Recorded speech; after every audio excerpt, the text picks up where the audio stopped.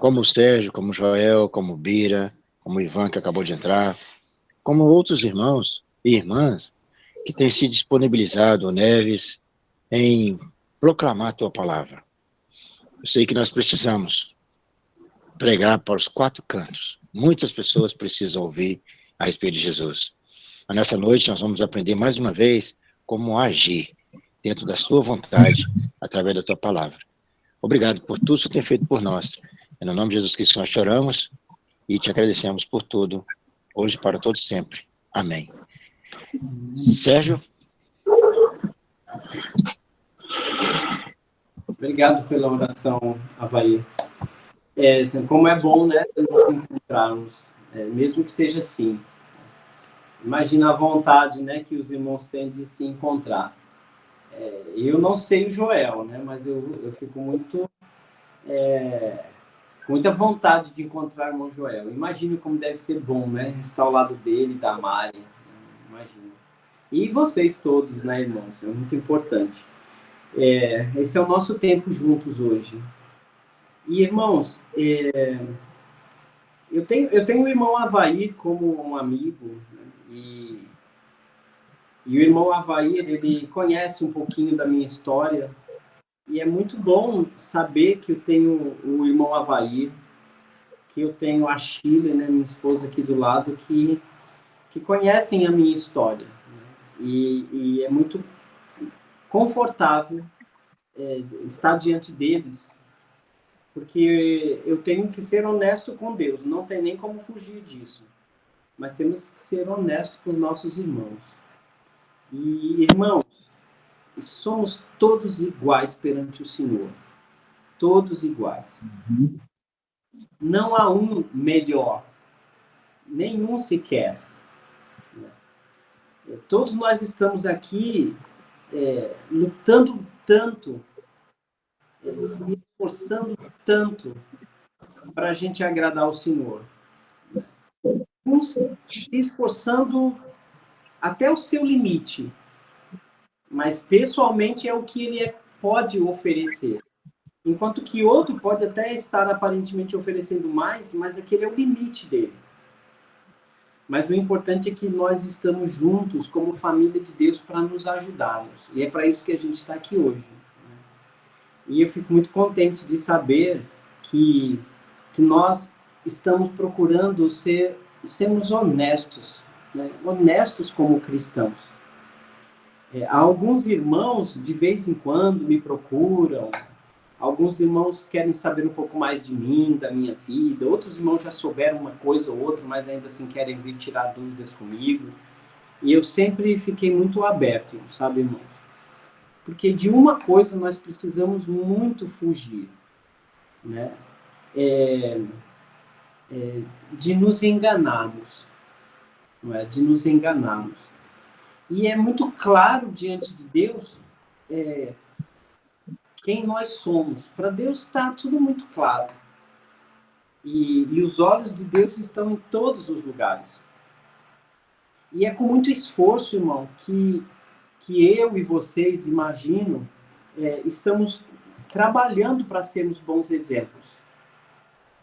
Um mau exemplo pode até afastar irmãos de você. Mas um arrependimento verdadeiro, ele te aproxima muito de Deus. Eu vou repetir. Um mau exemplo pode afastar muitos irmãos de você. Porque nem todos os irmãos conseguem te ver como igual e como os filhos de Deus e que precisa de ajuda também. Mas certamente um arrependimento genuíno, ele te aproxima de Deus. E nem sempre podemos esperar que os irmãos, ou um irmão ou outro, nos perdoe ou nos trate igual antes. Não é? Mas não devemos desistir. Não há outro caminho. Né? Não tem para onde ir. Não tem para onde ir. Jesus disse para a gente, vou usar uma expressão chula, mas assim, com pureza de coração.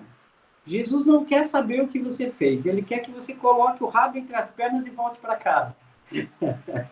É isso que ele quer. Lembra da parábola, né, do filho pródigo que a gente comentou na semana passada? É isso.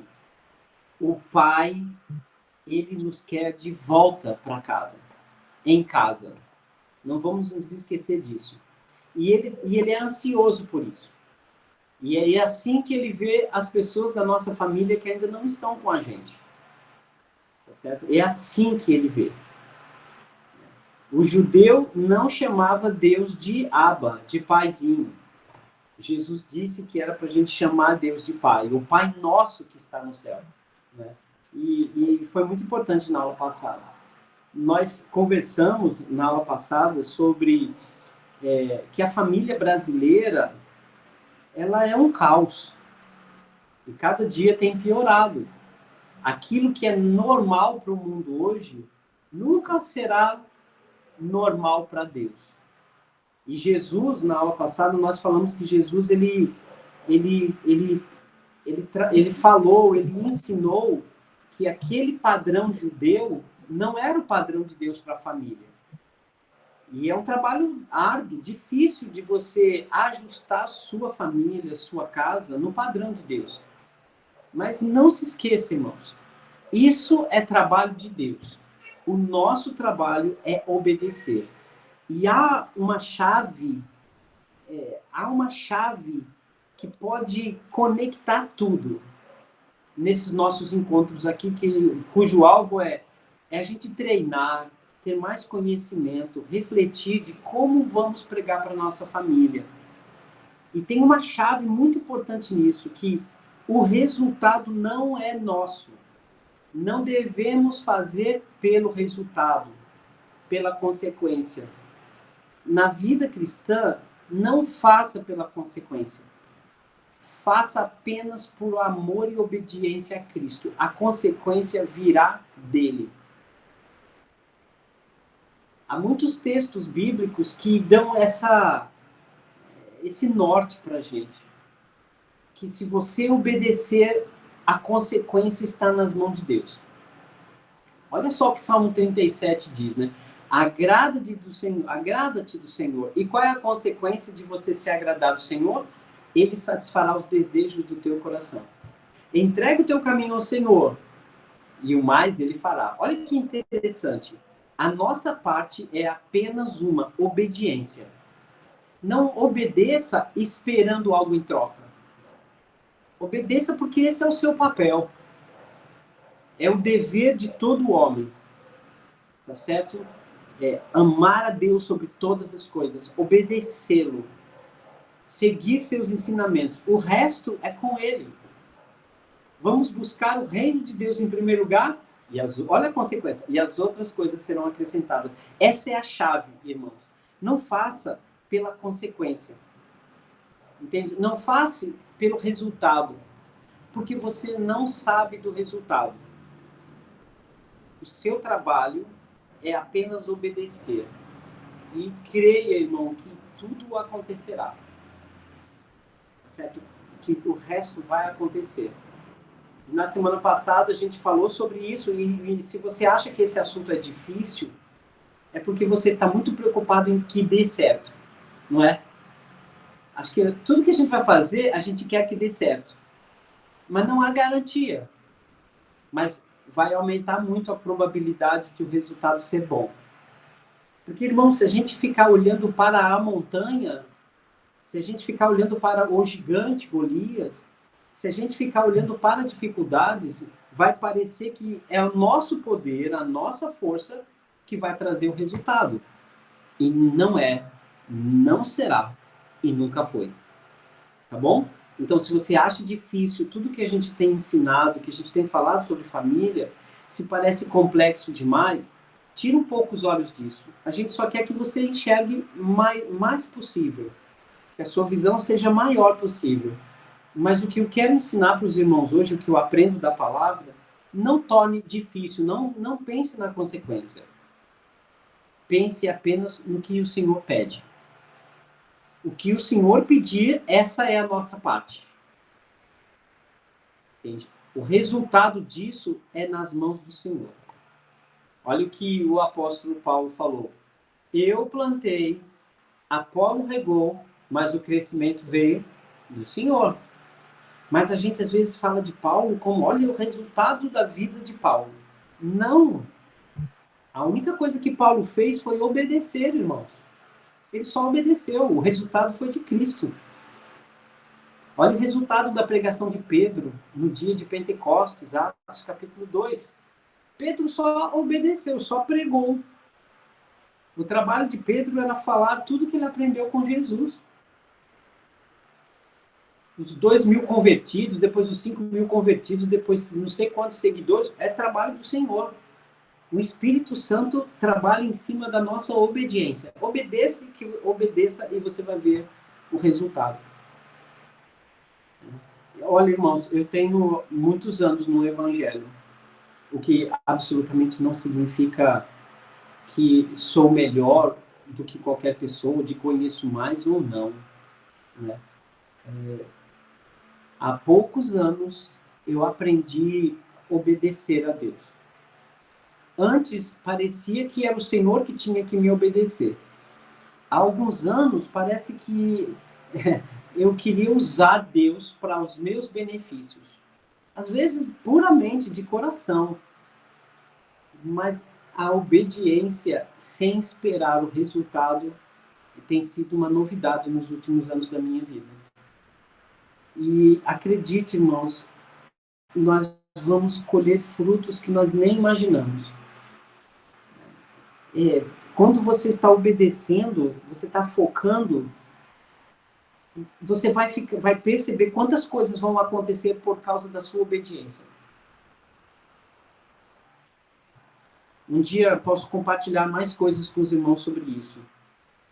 E a semana passada nós falamos sobre essa questão da família e ajustar a sua casa, a sua família, esposa que às vezes não tá nem aí para o evangelho, marido que não vai junto com você, que não te acompanha, filhos que se desviam, mesmo ouvindo o evangelho dentro de casa, entende? Enfim, nós temos um grande trabalho na frente. Mas o resultado desse trabalho é de Deus. Só obedeça. E hoje eu quero trazer algo bem prático para a gente evangelizar a nossa família, tá certo? Bom, eu quero hoje dizer que nós vamos trabalhar muito no que fazer. Prático, tá certo? Eu quero trazer três conselhos bem práticos. Um que é óbvio e outros dois que você vai ter que trabalhar um pouquinho, tá certo? O nosso tema hoje é o evangelho do ser e do fazer, igual Jesus. Imagina um apóstolo Pedro que tinha aqueles problemas dele de comportamento e de fé, né, que era audacioso, sanguíneo, né, ele era bem sanguíneo. Imagine, sanguíneo que quer dizer, ele era bem agitado, né, pelo menos o texto mostra essa característica nele. Né? Jesus, já que você está andando sobre a água, deixa eu ir junto, né? Aí depois ele olhou para as ondas, ficou com medo, começou a afundar, mas enfim, nós temos que acreditar, irmãos, nós temos que acreditar que a nossa obediência vai fazer todo o resultado, tá certo? E vamos fazer coisas que o resultado será de Deus. Então, 3 coisas para obedecermos, tá certo? Um conselho e 2 ações. Para que essas ações? Mais uma vez, não pense no resultado. Um conselho e 2 ações. O conselho, para o nosso tema de hoje, é só um conselho. Eu vou ler 3 provérbios que vocês vão entender o meu conselho. Provérbios 12, 15. Diz assim: o caminho do insensato aos seus próprios olhos parece reto, mas o sábio dá ouvido aos conselhos. Provérbios 15, 22. Onde não existe conselho, fracassam os projetos, mas com muitos conselheiros você terá bom êxito. Provérbios 20, 18. Provérbios 20, versículo 18, diz assim: os planos mediante os conselhos têm bom êxito. Faze a guerra com prudência. Em suma, eu quero aconselhar a todos os irmãos e irmãs que estão aqui hoje, procure alguém da igreja. Homens, procurem um homem sábio, sensato, espiritual, como nós falamos no segundo encontro, né? Aquele que for espiritual, né? Então, procure um homem, os homens procurem homens espirituais para buscar conselho, para compartilhar o que acontece na sua casa. Lembrando, homens espirituais. Não irmãos nécios ou desconhecedores ou insensatos ou que não têm maturidade, porque aí ele vai pegar o seu problema e vai esparramar. Mulheres, procurem uma mulher sábia, uma mulher sensata, espiritual, para você compartilhar com ela a sua vida e ver como que ela pode orar junto com você. Então, esse é um conselho que eu quero dar.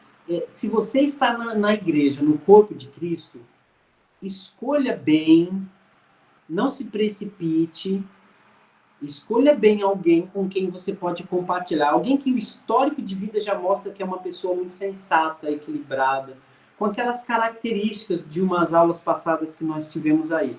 Então, procure para orar juntos, para estudar a Bíblia juntos, para se aconselhar juntos, para louvar juntos. Então, ganhe essa parceria com alguém da igreja. Isso é um conselho, tá bom? Não. Se é um conselho, você não tem a obrigação de fazê-lo. É apenas uma questão de sensatez, tá? Caso não haja uma pessoa assim na sua congregação que você não se identifique, então ore ao Senhor. Então compartilhe com o Senhor apenas. Tá certo? Porque às vezes nós não temos ninguém. Ninguém na congregação que a gente tem essa confiança. Acontece isso. Né? Lembrando, irmãos, que confiança é dar a alguém aquilo que a pessoa é capaz de administrar. Né? Eu tenho um filho de 14 anos, mas eu não dou a chave do meu carro para ele. Ah, mas por que, Sérgio? Porque ele não sabe dirigir. Eu não posso confiar a ele algo que ele não sabe administrar. Né? O meu filho mais velho, ele já pega a chave do carro e vai para onde ele quer, porque ele já tem carteira de motorista, ele é um motorista sensato. Quando o Levi, o mais novo, aprender a dirigir, pegar a carteira e for testado, né, e for experimentado para dirigir, tiver mais experiência, ele vai ter o carro dele ou vai dirigir. E, às vezes, alguns irmãos não estão aptos para absorver ou para entender você. Se não tem, não force a barra, tá certo? É só um conselho. Então, detalhes muito importantes. Uma atenção, antes da gente entrar nos dois passos importantes. Irmãos, se eu dei até fiz uma live aí com os irmãos da língua espanhola, com português, toda quinta-feira, 11 horas da manhã, tem um grupo aí dos irmãos que fazem um intercâmbio, e eles pediram para eu levar uma mensagem, e eu estava levando uma mensagem falando sobre os perigos das lives. Né? Tá até gravado isso, depois se os irmãos quiserem eu posso passar o link. A live pode ser uma bênção, mas pode ser uma grande tristeza para a vida de muita gente. Digo isso não entrando propriamente no assunto, porque algumas pessoas estão substituindo os cultos presenciais, as congregações, os cultos, pelas lives. Né? Então eu fui tratar desse assunto, tá certo? Mas hoje o que eu quero dizer é que se um irmão ou uma irmã é turista em congregações, ele não consegue pregar direito para sua própria família. Isso é um alerta. Se a sua família não vê você participando de uma família, de uma congregação, participando da vida social da igreja, dos eventos da igreja, como que a sua família vai querer participar de um corpo, se ela não identifica um corpo como uma família? Se não tem um local, se você não tem um hábito, se você não tem aquelas pessoas, aquele grupo de pessoas como família. Porque há irmãos e irmãs que ficam migrando de congregação para congregação, nunca estão num lugar só. Eles não são membros de uma congregação local. Eles se consideram membros da Igreja de Cristo no mundo. Mas isso não existe. Tá certo? Se você não consegue congregar num local, entende? Você terá pouca chance de pregar o evangelho para sua família. A sua família precisa de estabilidade. Então é só um alerta que eu estou trazendo para todo mundo. Sua família precisa de referência de família cristã. Se a igreja é a família número 1 diante de Deus, se é a grande família que o Senhor Jesus nos deu, esta família, ela primeiro é local, depois ela é regional, depois ela é estadual, depois ela é nacional e depois ela é mundial. Não esqueçam disso. Fica muito difícil pregar para alguém da sua família se eles não conseguem ver você ativo numa família local. Se a sua família, sua esposa, seus filhos, não conseguem ver você juntos. Olha, eu já tenho essa dificuldade porque estou começando a pregar e iniciar um trabalho da igreja aqui em Sapucaia, que tem somente nós. Para os meus filhos isso é difícil, então de vez em quando a gente dá uma fugida para Juiz de Fora, de vez em quando a gente dá uma visitada em outras congregações, mas eu preciso que os meus filhos vejam a família de Deus acontecendo no dia a dia, trabalhando juntos, numa causa juntos, não só para pregar o evangelho, mas também para termos eventos juntos, pode ser um almoço, pode ser convidando os amigos, pode ir para assistir um filme, para fazer um estudo bíblico, ou simplesmente para darmos um passeio, enfim. Difícil pregar para uma família se você é um turista, se você é um viajante das congregações. Tá? Então é só um alerta. Pronto? Chega de alerta? Posso continuar, Joel? Posso continuar? Então vamos lá. O nosso objetivo hoje, irmãos, é a força do exemplo. A força do seu exemplo. A força do seu exemplo. E dar um bom exemplo não é algo que você programa. Senão você escorrega, né? A força do exemplo involuntário. O melhor de todos os exemplos é aquele que você não pensou para fazer. Você fez porque é aquilo. E todo mundo vai perceber que não foi forçado. Tá certo? Você não pode dar o que não tem. Você não pode oferecer algo a alguém que você não tenha. Vou mandar um Pix aí pro Bira para mim. Bira, tu pode mandar 10 mil para mim agora no Pix? Vai fazer isso? Não? Por quê? Porque não tem. Ele já apontou o dedinho assim, ó. Não sei, vai que ele tem, né? Mas não para isso, né, Bira? Fala assim, esse 10 mil é para outra coisa. Entenderam, né, irmãos? A gente não dá o que não tem. Né? Então, eu trouxe duas coisas importantes que o Senhor Jesus nos ensinou. Vamos mergulhar nos 2 primeiros capítulos do Sermão do Monte. Né? O Sermão do Monte, ele compreende o capítulo 5, 6 e 7, registrados, por exemplo, no Evangelho de Mateus. Já deixa aí sua Bíblia aberta. O primeiro livro que eu li depois da minha conversão, em 1986, ele tinha uma frase que eu jamais me esqueci, que dizia assim: semear o pensamento é colher o ato. Semear o ato é colher o hábito. Semear o hábito é colher o caráter. Semear o caráter é colher o destino. Forte isso, né? Então, irmãos, o nosso trabalho hoje é ser para poder fazer, e só assim teremos. Ser, fazer para ter. Nunca pense que fazer sem ser dará certo. Só para fechar e iniciarmos os textos. A consequência, o resultado está na mão de Deus. Não faça pensando no resultado. Só faça o que tem que ser feito. Vamos lá.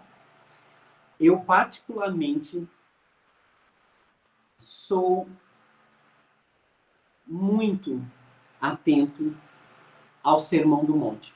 Mateus capítulos 5, 6 e 7. Acho que todas as vezes que eu vou ler esses 3 capítulos, eu faço por 4 ou 5 vezes consecutivas. Muitas vezes estou no meu carro viajando e eu coloco o áudio desses 3 capítulos.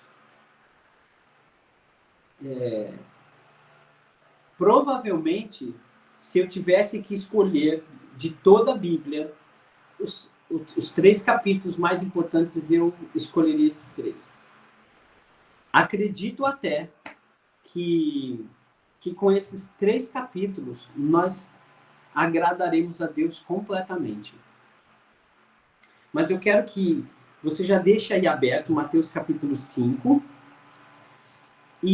mas eu quero que você pense junto comigo no contexto, tá? Nós sabemos que é o sermão da montanha, o sermão do monte. E Jesus falou nesses 3 capítulos, falou nesse sermão, a essência de todo o seu ministério.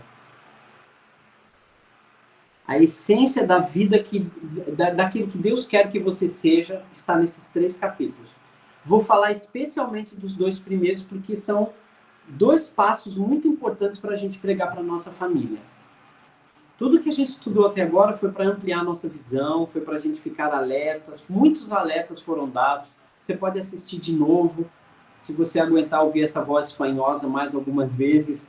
Anote no papel. Se Deus permitir, isso será transformado num livreto para mandar para os irmãos, né? Mas capítulos 5 e 6 têm objetivos muito claros. O capítulo 5 de Mateus, eu considero ele o capítulo para eu me analisar. Capítulo 5 do Evangelho de Mateus é você para você mesmo. Sabe quando você fica analisando você mesmo para saber se você está certo? Por que você sente o que sente? Por que você pensa o que pensa? Sabe quando você está se autoanalisando? E isso precisa acontecer. A gente estuda tudo nesse mundo. Física quântica, a gente estuda física nuclear, língua portuguesa complicadíssima. A gente estuda teorias, filosofia, química, matemática, geometria, psicologia, geriatria, enfim, o ser humano ama ciência, mas conhece muito pouco de si mesmo. O coração humano é uma terra totalmente desconhecida, que só 2 pessoas pisam, Deus e você. E o capítulo 5 Jesus ensinou para que você se conhecesse. Não é à toa que a palavra felicidade tem a ver com quem você é. No capítulo 5, ele começa dizendo que as pessoas felizes são as pessoas que são humildes, puras, misericordiosas, pacificadoras. Tem a ver com o verbo ser. Ele não usou a palavra felicidade para o verbo ter. Felicidade não é o que você tem. Felicidade não é onde você está. Felicidade não é o que você sente. Felicidade não é o que você faz. Felicidade é quem você é. É o seu caráter. Então, Mateus capítulo 5 é quem eu sou. Se você quer evangelizar a sua família, lembre-se, evangelizar a família é consequência, é resultado. Desculpa eu lembrar vocês disso. Vamos esquecer esse resultado. Vamos pensar nas 2 coisas que Deus vai trabalhar se você obedecer a Ele, tá? Então, Deus vai trabalhar na sua família do jeito dele, com o Espírito Santo, com os anjos, se você obedecer Ele primeiro nisso. Irmão, gaste tempo se analisando. Pegue Mateus capítulo 5 e se alimente dele. A Mary vai pegar Mateus capítulo 5 e ela vai ficar olhando. Eu preciso me tornar humilde de espírito. Eu preciso ser pacificadora. Quais as situações que eu sou desafiada a entrar numa briga? E eu vou ser pacificadora. Eu vou ver as pessoas brigando e vou fazer tudo o que eu puder para que elas tenham paz. O irmão Havaí vai ficar pensando, bem-aventurado, feliz é quem é limpo de coração. Então, se eu estou olhando para alguém com alguma maldade, com alguma malícia, eu tenho que acabar com isso. Eu não posso olhar para ninguém com impureza. Eu tenho que ser misericordioso. Eu tenho que ver uma pessoa na miséria das palavras, que xinga, que blasfema, na miséria dos maus hábitos. E eu tenho que ser misericordiosa com ela. Eu não posso contribuir para a desgraça de ninguém. Eu não posso recusar ou eu não posso desejar que uma pessoa se lasque toda. Eu tenho que ser misericordioso. Então, o cristão ele tem que pegar Mateus capítulo 5 e ler 1000 vezes. Ou então ler cada versículo e refletir. Eu tenho que ser essa pessoa aqui. Eu tenho que ser essa pessoa capaz de chorar. Será que eu não estou me doendo pela dor do outro? Deixa eu tentar me colocar, chama-se compaixão isso. Deixa eu tentar me colocar no lugar dessa minha família, que está me irritando muito. Deixa eu chorar por ela. Ou então deixa eu chorar pelos meus pecados. Quanto eu desagradei o Senhor. Então pega Mateus capítulo 5 e seja aquilo na sua essência. Humilde de espírito, manso, né? Olha, tem vontade de explodir. Não, seja manso, equilibrado. Não precisa falar o que você está com vontade. Exercita isso todos os dias. Entende que é uma coisa entre você e você mesmo? E aí a Bíblia diz que a consequência disso você será luz, sal. Deus vai fazer você com seu jeito de ser, você vai mudar a vida dos outros, vai clarear a vida das outras pessoas.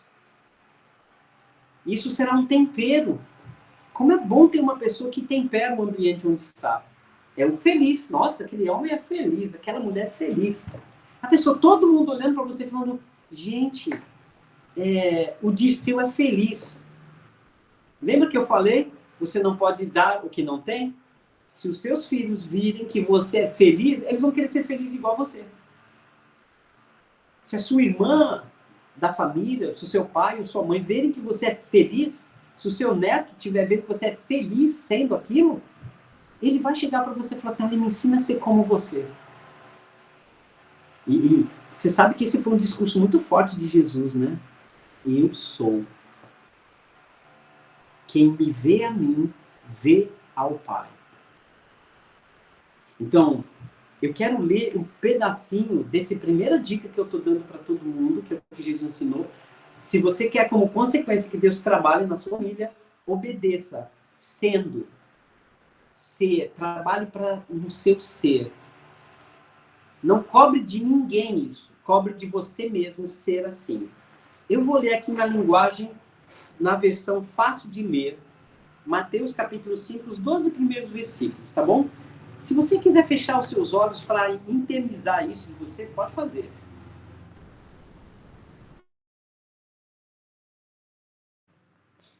Muito bem. Quando Jesus viu grande multidão, ele subiu ao alto de um monte e se assentou, e seus discípulos se aproximaram. E ele começou a ensinar as pessoas dizendo isso. Felizes os que reconhecem que precisam de Deus. Então seja isso. Mostre o tempo todo que você precisa de Deus. Qualquer coisa que aconteça, você se retira e vai orar. Porque você precisa de Deus. Qual a consequência disso? O reino do céu será seu. Felizes os que choram, pois Deus os consolará. Felizes os humildes, porque eles vão herdar a terra que Deus prometeu.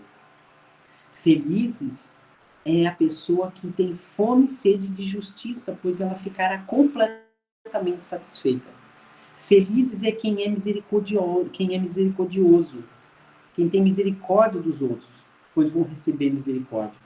Felizes as pessoas que têm um coração puro, porque elas vão ver Deus. Quer ver Deus? Só quem tem coração puro.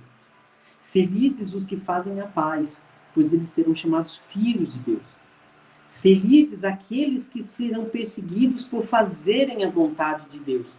Então, se alguém estiver te perseguindo por você fazer a vontade de Deus, saiba, não sinta, mas saiba que você é filho de Deus. Entende que felicidade é saber e não sentir? Felicidade é diferente de alegria, de satisfação, de contentamento. Isso tudo são emoções humanas. A felicidade é saber que é aquilo diante de Deus, que Deus está te vendo assim. Então, em outras palavras, Deus está te vendo humilde de espírito, Deus está te vendo pacificador, Deus está te vendo misericordioso, Deus está te vendo manso. Agora, olha a consequência, versículo 13. Vocês são o sal da terra. Se o sal perder o seu sabor, quer dizer, se você deixar de ser, como vai lhe restaurar o sabor? Vai voltar a ser salgado? Você não prestará para mais nada e você será jogado e pisado pelos homens. Vocês são a luz do mundo. Uma cidade situada no alto da montanha não pode ser escondida. Da mesma maneira, ninguém acende um lampião para colocar ele debaixo de um vaso, mas vai colocar ele em cima da mesa para iluminar todos que estão na casa. Que a luz de vocês brilhe nas pessoas de tal forma, ao verem as suas boas obras, elas deem glória a Deus que está no céu. As pessoas vão ver. Nada tão perceptível quanto alguém que é. E como é ruim para quem vê algo falso.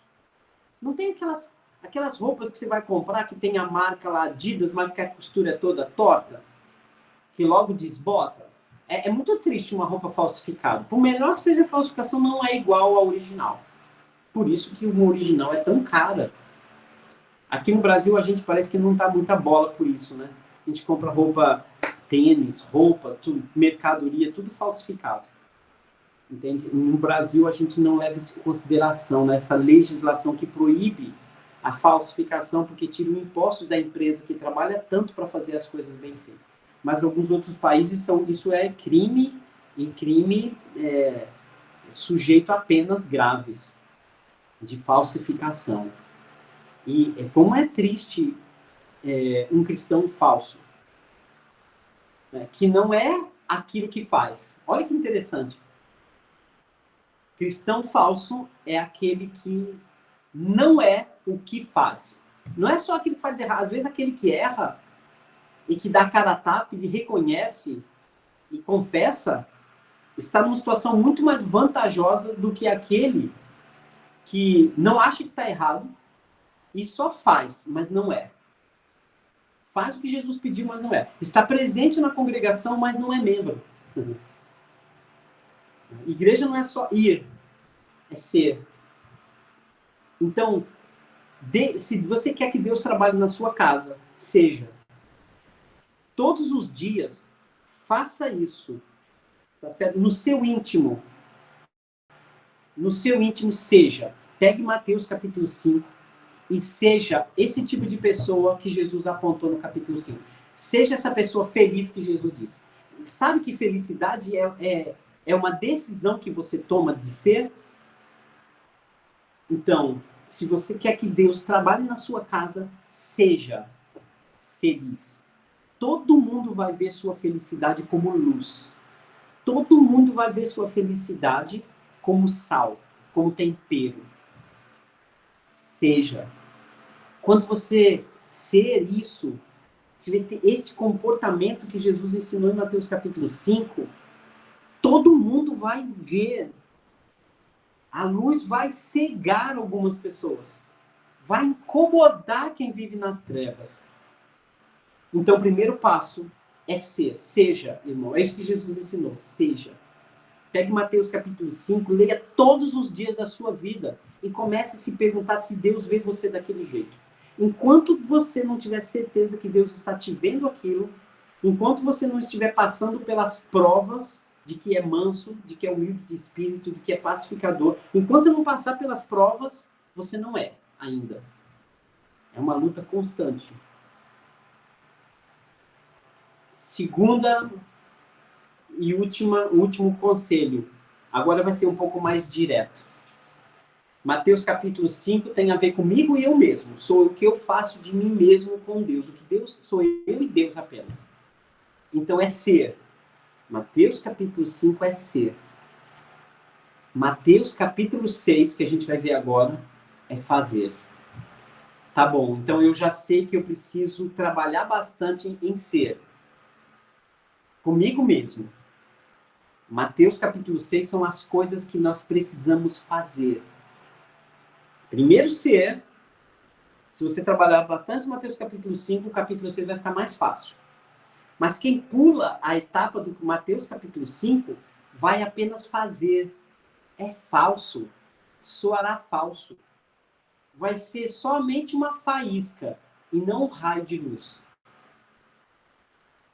Vai ser somente uma comida insossa e não uma comida bem temperada com sal.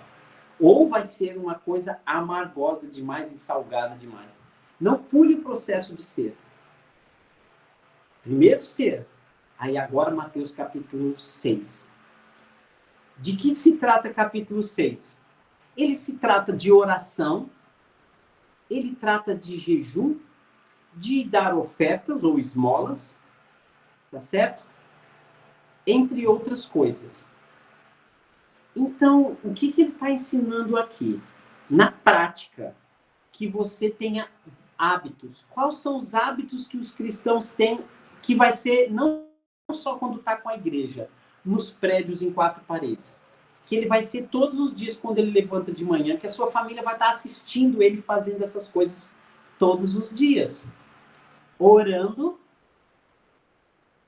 clamando, até se possível com jejum, mostrando para Deus que você quer aquela resposta e que ela é mais importante até do que comer, jejum. E que você é comprometido com suas finanças, em ajudar, contribuir.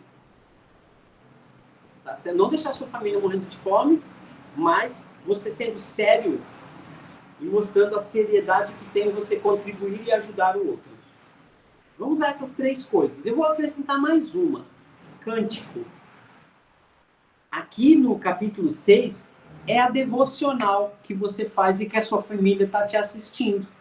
É o seu tempo de oração. É o quanto você é dedicado para colocar Deus à frente de tudo, no jejum, por exemplo. O quanto você é comprometido com tudo que você tem para o reino de Deus. Que você é uma pessoa muito séria no cristianismo, que você tem sua responsabilidade. Não ficar dando ouvido por aí que oferta vai sustentar pastor dirigindo carro novo. Que vai... Nós, na igreja, que isso não tem esse problema, até porque os nossos pregadores são muito coitados, na verdade, que recebem muito menos do que deveriam. Mas isso é um outro assunto. Mateus capítulo 5 eu chamo de para Deus ver. 2 ensinamentos aqui. O primeiro, ele dá a dica de como que deve ser nossa vida na prática. O quanto você ora, o quanto sua família está vendo que tudo você está orando a Deus. Está nervoso? Você pede a Deus paciência, Senhor, me perdoa por eu estar nervoso. Se arrependeu, vai pedir perdão a Deus na hora, antes de pedir até perdão para alguém. Tem algum problema na família, na casa, você vai orar para que Deus resolva junto com você, para que Deus te dê a luz, para que Ele te ilumine, que você tem que trabalhar mais para ganhar mais e pagar suas dívidas. Que alguém está doente, a primeira coisa que você vai fazer vai impor as mãos sobre ela e orar por ela. É oração, é vida cotidiana. Não, oração. Então, a primeira lição daqui são 3 hábitos importantes. Orar, dedicação total às respostas de Deus. Vamos colocar aqui a palavra jejum, se preciso for. E a terceira coisa é o quanto você é comprometido com o reino de Deus, com seus bens, com o seu dinheiro. 3 coisas. Isso é a devocional diária. Tá certo? Vamos acrescentar aqui uma leitura bíblica para você ter força nisso. Vamos acrescentar aqui um cântico que te enche do Espírito, segundo Efésios, né? Diz cantar, falar uns aos outros com salmos, hinos e cânticos espirituais enchei-vos do Espírito, né? É assim que se enche do Espírito, né? Você ficar trazendo o Espírito Santo para perto de você nessas atitudes, nessas ações. Primeiro é o tempo que você vai gastar com você sozinho, que ninguém vê, só entre você e Deus. É o seu trabalho de ser. Mateus capítulo 6 são os hábitos que o cristão tem que ter todos os dias. Agora, um cristão que ninguém vê orando, que não tranca-se no seu quarto para orar, que não agradece por nada, que não confia em Deus na oração, que não se submete a um jejum, que não tem sua vida comprometida financeiramente com as coisas da igreja também, tá vivendo igual a todo mundo.